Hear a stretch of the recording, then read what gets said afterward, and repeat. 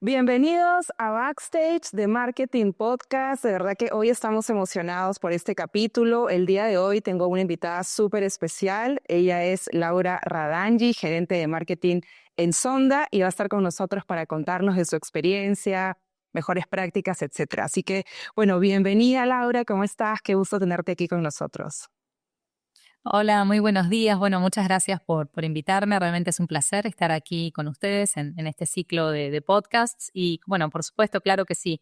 Voy a contarte un poquito acerca de mi rol, bueno, desafíos que he tenido aquí en esta posición y bueno, un poco de la experiencia también en todos los años anteriores de mi carrera en el mundo del marketing. Perfecto. Bueno, pero a ver, cuéntenos un poquito de el cargo actual ya así específico, qué territorios lideras, cuéntenos un poquito para que la audiencia pueda conocerte más. Claro que sí. Bueno, en la actualidad, como tú bien dijiste, yo estoy a cargo del equipo de marketing corporativo en Sonda y lidero un equipo regional de 6 managers que están distribuidos a lo largo de varios países en Latinoamérica y ya también en Estados Unidos y en Canadá. Y básicamente somos un equipo extendido de 22 personas en total, ¿no? Básicamente entre Okay. reportes directos e indirectos, todos con extracción, te diría, del mundo del marketing y las comunicaciones, básicamente con habilidades quizás algunos un poco más técnicas y otros más con visión estratégica, pero básicamente es un mix como muy saludable porque nos permite tener como un buen balance, digamos, de expertise dentro del equipo, ¿sí?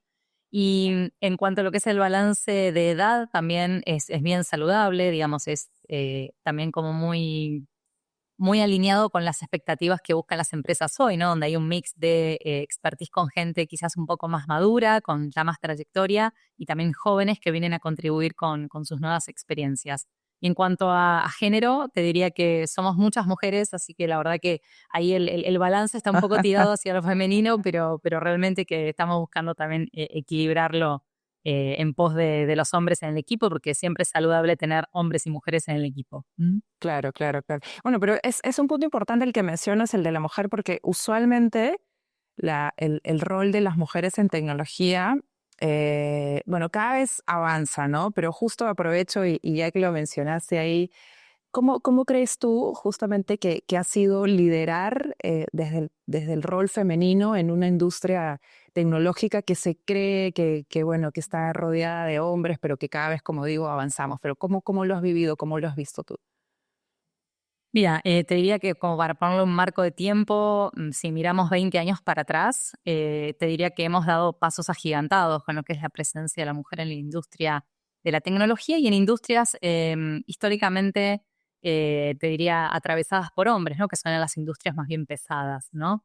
Em, y te diría que hay varios hitos que fueron sucediendo a lo largo de muchos años que han marcado como un poco esta evolución, ¿no? Que digo de la mujer desde el simple hecho de poder trabajar de manera híbrida, que esto no es exclusivo para las mujeres, básicamente es para todo el universo de trabajadores, pero eso ha hecho que de alguna manera ha ayudado mucho a que las mujeres que quieren, por ejemplo, tener una familia y quieren tener hijos, puedan tener una transición, si quieres, hacia lo que es el regreso laboral mucho más simple, más fácil, menos abrupto, ¿no? Básicamente cuando trabajábamos presencial estas cosas eran blanco-negro, no existía esta facilidad que tenían las que, digamos, que hoy tienen las mujeres para poder regresar al ámbito laboral de una manera menos, si quieres, culposa, por decirlo de alguna manera, Sí. ¿no? Es como que es más fácil esa transición entre la maternidad y volver a trabajar. Entonces te diría que el tema de lo híbrido y la pandemia, te diría que de las pocas cosas buenas que dejó, creo que tiene que ver con esta cuestión de aprender a trabajar remoto. Entonces esto ha beneficiado mucho también a las mujeres en también poder escalar en posiciones jerárquicas, ¿sí? Y no dejar de lado también sus decisiones familiares o personales. Creo que es un buen mix que se ha logrado de alguna manera, ¿no? Así todo, estamos todavía al debe con el porcentaje de mujeres, sobre todo, te diría, en posiciones jerárquicas medias y altas. Hace poco leí un estudio que aquí en Chile está en el torno del 30%, básicamente lo que es la presencia de Claro. mujeres en posiciones de mandos medios y altos. Y esto también está emparentado con el estudio de las carreras STEM, básicamente, donde también el porcentaje de mujeres es bajo. También creo que está por abajo del 30%. Entonces, Creo que aquí todavía hay un fuerte trabajo quizás de las universidades también y las empresas para seguir fomentando en mujeres jóvenes el poder, el querer, básicamente sentirse motivadas a estudiar carreras relacionadas con tecnología o ingeniería, matemáticas y ciencias, ¿sí? Claro, Y poder después creo que preparar. también, claro, y también creo que ha habido una evolución importante en lo que le llamamos la brecha salarial, ¿no? Entre hombres y mujeres, eso también se ha avanzado mucho. Quizás todavía no estamos en esa situación óptima, pero se ha avanzado mucho y, digamos, la mujer ha ganado mucho espacio en el mundo profesional, ¿sí? Definitivamente. Sí, sí, sí, sin duda. Y lo que tú mencionabas, por ejemplo, porque no solo cuando hablamos de, sí, el porcentaje de mujeres que hoy están en posiciones de liderazgo, que hoy están en una posición en tecnología, muchas veces se dice hay que crecerlo, pero tú dijiste un punto importante, pero hay que crecerlo teniendo candidatos, ¿no? Porque el Claro. simple hecho del género no es suficiente, o sea, justamente hay que educarnos, hay que formarnos, em, poder tener justamente todas esas competencias como para que la brecha se acorte, no solamente desde el punto de vista desde el género, sino de igualdad de conocimientos para la oferta finalmente que justamente mejor dicho, para acercar, ¿no? La oferta a la demanda. Y, por ejemplo, desde ese punto de vista, para ti, ¿cómo ha sido tu proceso de liderazgo? O sea, ¿siempre tuviste ese rol? ¿Cómo creciste? ¿Cómo llegaste a esta posición de liderazgo? Mira, no, creo que básicamente como todos nosotros hemos empezado de abajo, con cosas más pequeñas, aprendiendo, no, yo siempre digo que no se nace sabiendo ser líder, ni mucho menos. Yo empecé muy jovencita, trabajando casi a los 20 años. Gracias a Dios tuve la posibilidad de, en lo que se llaman las bolsas de trabajo de la universidad, conseguir ya una posición fija de analista dentro de una compañía multinacional, en ese momento automotriz, también muy masculina, básicamente. Todo mi trayecto en general fue industrias donde siempre estuvo predominado por el hombre y ya te digo, a lo largo de muchos años se ha logrado esta inclusión de la mujer de manera mucho más estable, ¿no?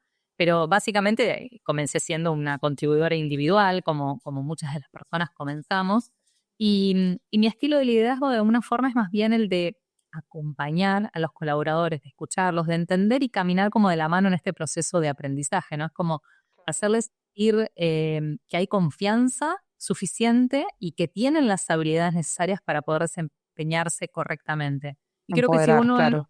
un buen acompañante, un buen mentor en este sentido, ¿sí?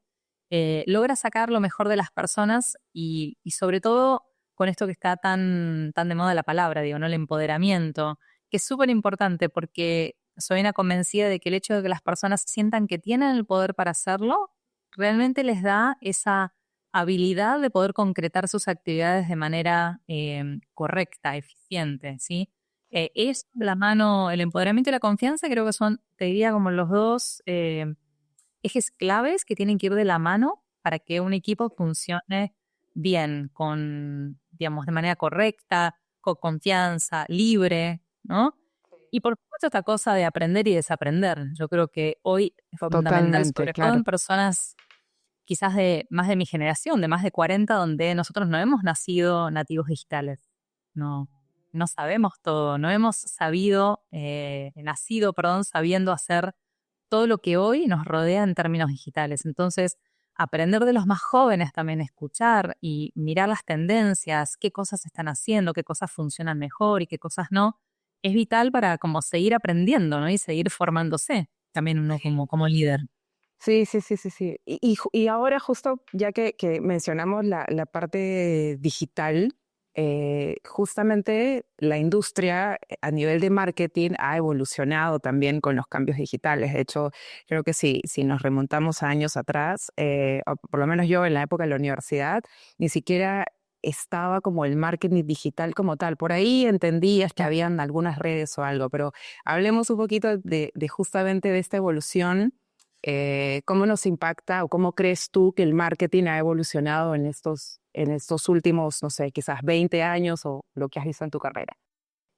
Bueno, definitivamente cuando yo estudié marketing, hace más de 20 años, como tú dices, los profesionales que estudiamos hace más de 20 años, eh, te diría que esos conocimientos que adquirimos hoy son bastante obsoletos como tal, porque por empezar no existía la tecnología como la conocemos hoy. digamos, no había mucha tecnología alrededor, ¿sí? Entonces, por empezar, no había internet, que básicamente ese fue, te diría que el punto de Claro, inflexión que dio es verdad. aparición al marketing digital. O sea, la aparición de internet abrió un mundo, digamos, desconocido hasta ese momento para el marketing y para todas las disciplinas, no solo para el marketing. Y básicamente todo lo que se desprendió atrás de eso, ¿no? Entonces, esto que te decía de aprender y desaprender está sumamente de la mano con esto de cuando estudiamos en la universidad existían ciertas cosas que luego aparecieron y que no nos las enseñaron en el ámbito de la universidad. Tuvimos que aprender en el ámbito En la profesional. cancha, claro. Exactamente. Y eso es lo que creo que hace también a la riqueza de cada uno de nosotros como profesionales, porque uno va aprendiendo también sobre la marcha de que se va equivocando, porque uno Totalmente. implementa, digamos, impulsa ciertas actividades, ¿no? Iniciativas, y quizás no necesariamente son las mejores y no necesariamente dan los resultados que nosotros esperamos o buscamos. Entonces ahí es esta cosa de me equivoco, ok, listo, dejamos atrás, avanzamos con otra cosa, ¿no? Y esto Ensayo-error, creo ¿no? que en el marketing digital tiene mucho de esto, el aprender y el desaprender, el famoso A/B testing, ¿no? Es probar una cosa, no nos Totalmente. funciona, vamos por otro camino, ¿sí?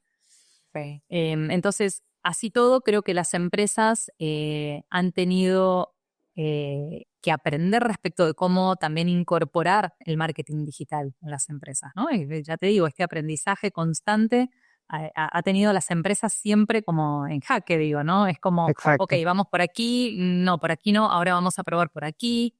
Redes sociales, toda la incorporación del mundo de las redes sociales y lo cambiante que es el mundo de las redes sociales también, ¿no? Entonces, creo que todo eso siempre ha sido un desafío para las empresas y lo sigue siendo, ¿sí? Porque se entendió que el marketing es un eje fundamental para dar soporte al negocio. Cuando decías, por ejemplo, el tema de los ensayos, errores, justamente porque se hace mucho en marketing esto de probar, em, si podemos hablar específicamente, por ejemplo, de las campañas que has ejecutado, sea ahora o en los últimos años, ¿podrías quizás mencionar algún aprendizaje que has tenido o cómo a través de una decisión? Porque también algo importante es que nosotros pasamos de tomar decisiones intuitivas a tomar decisiones basadas en data, ¿no? Porque eso es parte también de lo que Totalmente. nos ha dado la evolución digital. Pero puedes contarnos un poquito justamente de repente decisiones de negocio importantes que marcaron tu carrera y que hasta ahora recuerdas y dices, uy, por ejemplo, ahí puede haber una de éxito y una de aprendizaje, a ver, como para conocerlas. Sí, mira, en líneas generales todo lo que es la medición, por decir así, ¿no? De lo que es la ejecución de campañas es como muy amplio porque la realidad es que dependiendo de los objetivos que cada empresa persigue, se pueden trazar ciertas mediciones, ¿no? Para cada uno de los escenarios. Entonces, si estamos hablando, por ejemplo, de campañas de posicionamiento, que en Sonda nosotros venimos justamente por tercer año consecutivo de hacer una campaña de posicionamiento de manera sostenida para justamente lograr como objetivo posicionarnos con los valores que nosotros queremos y atributos que queremos posicionarnos en la región. Entonces ahí de alguna manera, por ejemplo, los KPIs que nos trazamos están relacionados con, por ejemplo, tráfico al sitio, ¿no? Cuánta gente nos visita, Ok. qué páginas se visualizan, el porcentaje de visualizaciones de nuestras piezas publicitarias, ¿no? O sea, cuánto tiempo la gente mira Claro. nuestros anuncios, las audiencias que impactamos, ¿no? El número, ese número que siempre es tan crítico para entender a cuánta gente estamos impactando, ¿no? Y si ya nos vamos, por ejemplo, a campañas más de negocio, por decir así, de conversión, lo que medimos son aspectos quizás más relacionados con el CTR, que básicamente es este porcentaje que nosotros sacamos entre clics e impresiones, ¿no? Que es la cantidad de veces que exponemos nuestro aviso, ¿sí? Los leads que podemos generar, por ejemplo, que eso es sumamente emparentado con el negocio, ¿no? En definitiva, esa gente que se muestra realmente interesado por nuestras soluciones y nuestros servicios. Entonces, dependiendo un poco del objetivo, son como estas métricas que uno mira, más para un lado o más para el otro, ¿sí? Como te decía, nosotros venimos trabajando hace 3 años de manera fuerte en lo que es posicionamiento. A su vez tenemos campañas para acompañar el negocio, pero estas campañas fuertes de posicionamiento que en definitiva nos permiten mostrarnos como líderes de transformación digital en la región, que es lo que perseguimos en definitiva, ¿sí? Tenemos mercados más maduros, por supuesto, como puede ser el de Chile, dado que Sonda es una empresa que se fundó en Chile, tiene 50 años de trayectoria, pero así todo estamos trabajando fuertemente en mercados como Brasil y Colombia, donde queremos realmente consolidarnos mucho más. Y por supuesto tenemos un camino por recorrer en países como México, Estados Unidos y Canadá, que son quizás países donde hemos empezado operaciones más recientemente. No sé si puedo decirte algunas decisiones específicas. Sí te puedo decir que desde que estoy en Sonda, particularmente ya hace 1 año y medio, ha sido como una curva de aprendizaje así como constante y vertiginosa, donde de alguna forma es siempre como una negociación constante, ¿no? Son decisiones que uno va tomando todos los días, o pequeñas decisiones, o a veces grandes, que uno va tomando que hacen al conjunto, en definitiva, de resultados que uno obtiene, ¿sí? Y esto siempre presenta desafíos porque al trabajar con distintos países, distintas idiosincrasias, culturas, procesos y demás, no siempre lo que te funciona de un lado funciona del otro de la misma manera, ¿sí? Entonces creo que a veces es tomar como las buenas prácticas de distintos lugares y hacer como un combo, digo yo, meterlo en la licuadora, ¿no? Y ver qué sale de todo eso, ¿no? Y como tomar esos aprendizajes, ¿sí? Ahora, sí te podría decir que, digamos, lo que sí es transversal de pronto para poder de pronto generar una aprobación de presupuestos, que es un desafío muy grande para las áreas de marketing en tantos países, Totalmente, ¿no? claro. Cómo uno logra hablar con el C-level y los ejecutivos de la compañía para convencer, entre comillas, de que necesitamos seguir invirtiendo, necesitamos Al colocar CFO más sobre dinero, todo, ¿no? ¿no? Claro, entonces te diría que aquí una de las claves es mostrar el impacto de las actividades que hacemos. Y ahí es agarrar todas las herramientas y métricas o resultados posibles que uno tiene en el ecosistema o sobre la mesa para exponer como ese impacto. Porque, claro, digamos, desde las palabras es muy fácil decir el marketing sirve, digamos, o el marketing es necesario, Claro. pero es demostrarlo con, digamos, con números, con métricas, con resultados. Entonces te diría que de ahí es donde nosotros nos agarramos como equipo de ese tipo de elementos para realmente mostrar ese impacto y poder justificar de alguna manera el uso del presupuesto de marketing, ¿sí? Exactamente. Sí, totalmente, porque creo que a veces justo hace poco leía un survey que le hicieron a varios CMOs en Latinoamérica, donde le preguntaban cuál creen que va a ser justamente el desafío, o que sigue siendo el desafío y será el desafío para el rol, y justamente tiene que ver con la gestión del presupuesto, porque cada vez los presupuestos se acortan, se limitan, y hay que empezar a hablar no solo de métricas de marketing, sino que empezar a hablar de métricas en términos financieros para que entonces Eso. el departamento de finanzas entienda que no solamente es, ok, estás construyendo tu marca, qué bonito, pero eso cómo me genera negocio, o sea, cómo de verdad, cuántas ventas vamos a tener al final del año, que bueno, obviamente para las que las ventas se logren hay ciclos de compra ya definidos en B2B, no es lo mismo que vender bebidas o gaseosas o algo. Tú Claro. lo debes haber visto justamente porque has pasado de la automotriz, no es lo mismo vender un auto que vender no sé, la implementación de un software que va a hacer la transformación de la arquitectura o de la ciberseguridad en una empresa, ¿no? Son decisiones complejas. Sí. Y hoy, gracias a Dios, tenemos herramientas que son las que llamamos de automatización de marketing, ¿sí? Que nos permiten de alguna Ah, manera perfecto. trazar un poco este journey, ¿no? Con el cliente, desde que tiene un primer impacto de la marca hasta que eventualmente se concreta un negocio, ¿no? Entonces, Sí. se puede trazar de alguna manera como este impacto que va teniendo nuestras actividades de marketing en cada una de las cosas que hace el cliente luego, ¿sí? Entonces, Exacto. es una influencia directa, digamos, en la decisión del cliente luego para gestionar digamos, formalizar un negocio, te diría. Entonces, Exactamente. esas son las herramientas que quizás hoy más sirven para poder justificar el buen uso de un presupuesto de marketing, ¿sí? Y Sí. su eficiencia, básicamente. Correcto. Y cuando hablamos, por ejemplo, de los tomadores de decisiones, ¿no? Porque ahora que ya que entramos justamente mencionaste lo del buyer persona, entonces automática, del buyer, perdón, del ciclo de compra, y entonces me llevó a pensar en que a veces probablemente las personas que no estén en B2B y estén escuchando este podcast no necesariamente entiendan que al momento de vender una solución a un servicio de transformación, hay un comité decisor de compra, o sea, no es una sola persona, ¿no? Entonces, ustedes trabajan justamente en poder personalizar los mensajes para que finalmente el comité de compra esté, digamos, con toda la información necesaria para poder elegirte, justamente cómo trabajas o cómo abordas al comité de compra. Sí, en general nosotros, bueno, todo lo que tiene que ver con compra de medios, sobre todo digitales, nosotros trabajamos con partners, agencias que nos acompañan en este proceso y ellos nos acercan muchas herramientas que nos permiten segmentar también las audiencias, ¿sí? Entonces nos permiten también entender no solo la posición o el cargo, que te diría que es la punta del iceberg, sino también entender cuáles son esas preferencias que tienen estas personas, ¿no? ¿Dónde navegan? ¿Qué información buscan? ¿Cómo se informan?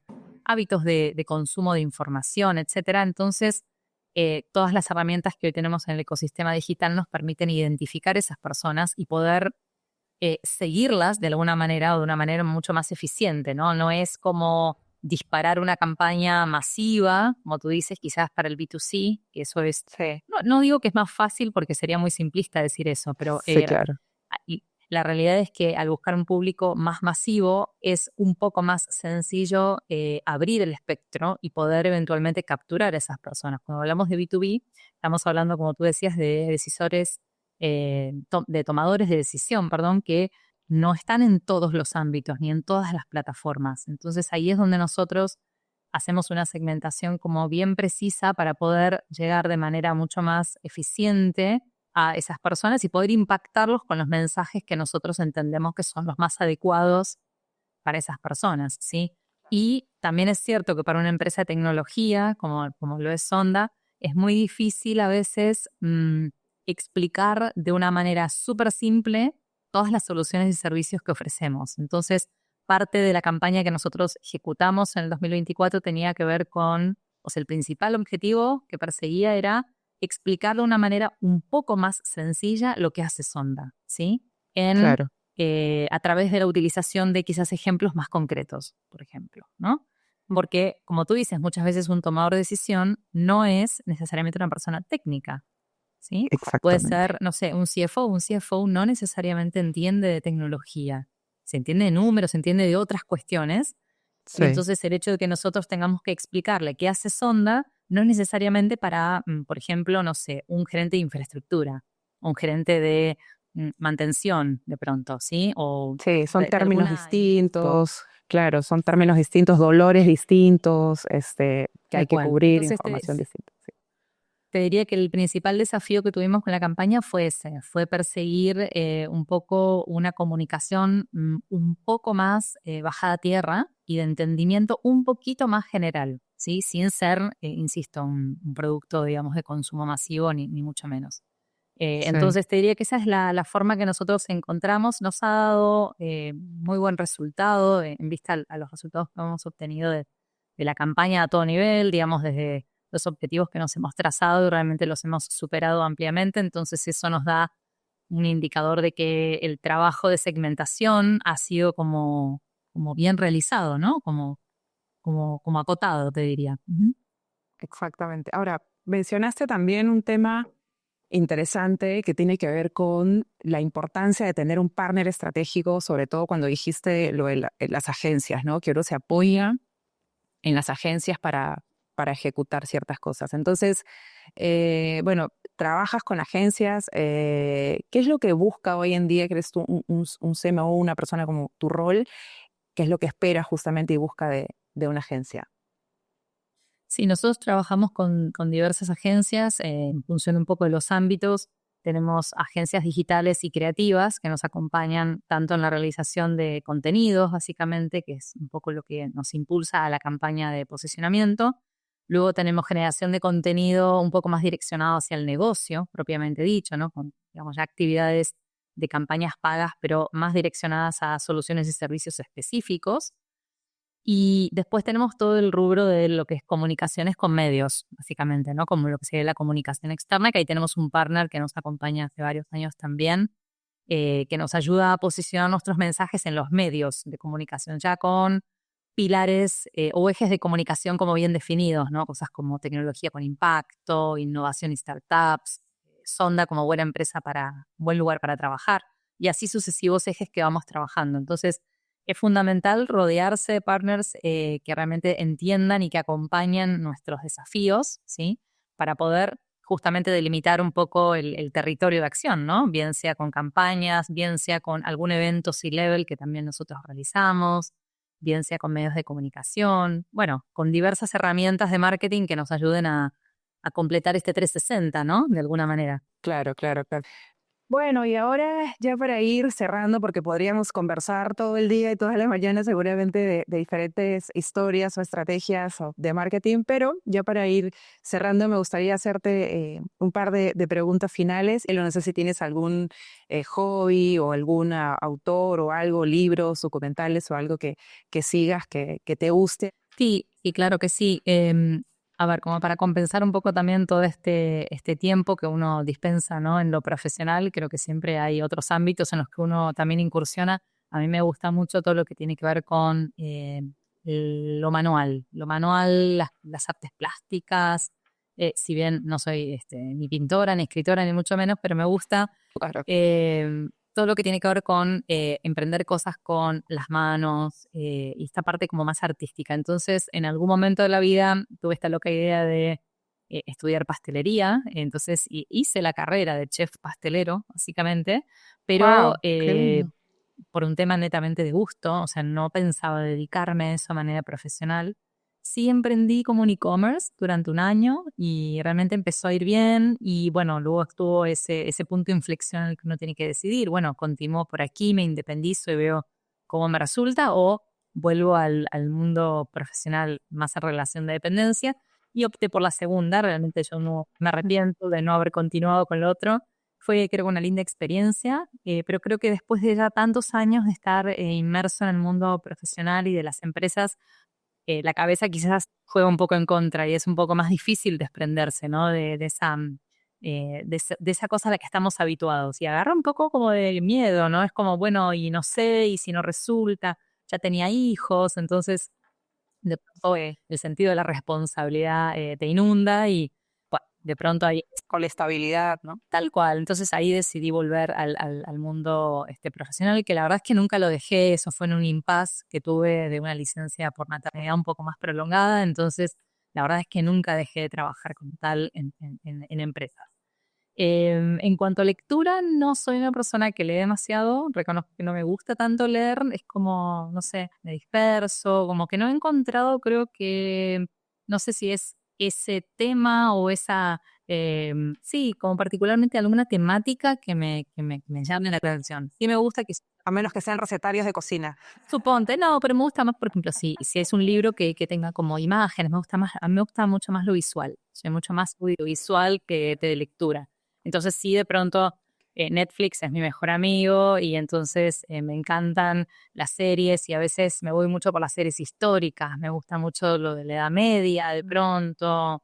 eh, Temas históricos, me gusta más como es la parte más documental, ese tipo de cosas me atrapa mucho más, te diría, que la lectura. Y después, Claro.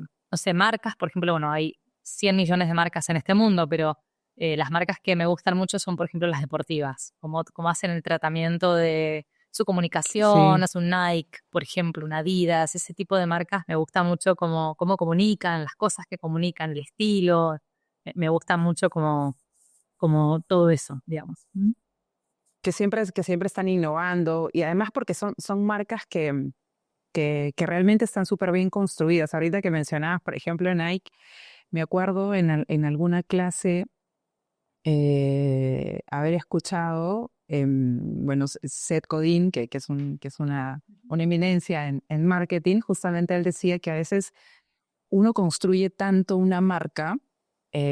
¿Cuál es la diferencia entre construir una marca y no? Y él hacía este ejemplo, ¿no? Decía, por ejemplo, si tú piensas en Nike, las zapatillas, y luego al mismo tiempo piensas, por ejemplo, voy a decir una marca solamente por decir, pero Marriott de hoteles.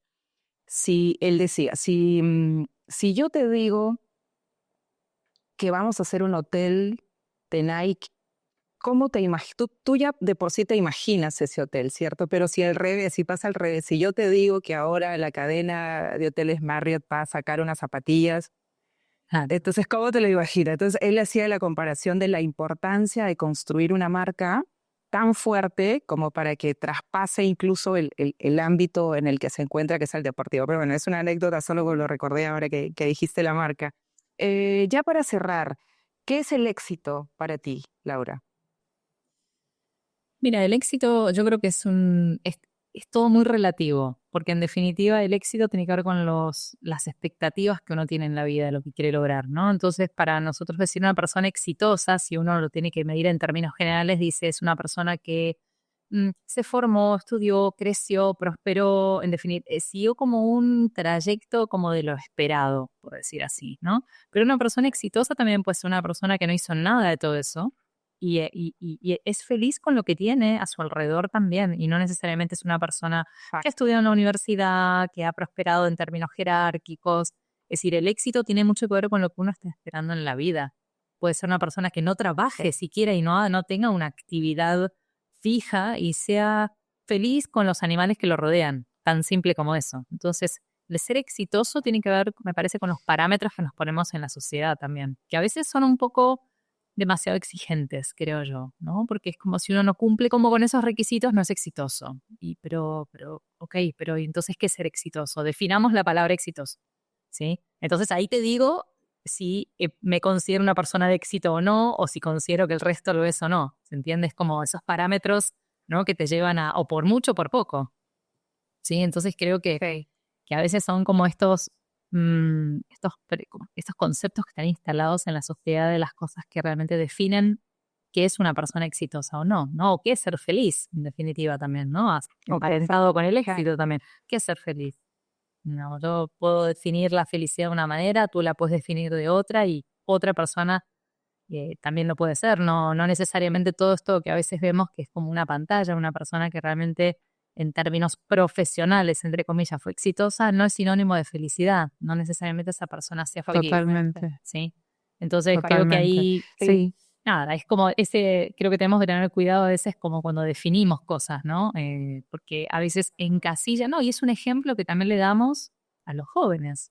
Porque en definitiva, el ser exitoso para mí es algo, y para mis hijos probablemente no necesariamente sea lo mismo. Por ahí quieran seguir un camino distinto y también sean exitosos en su medida.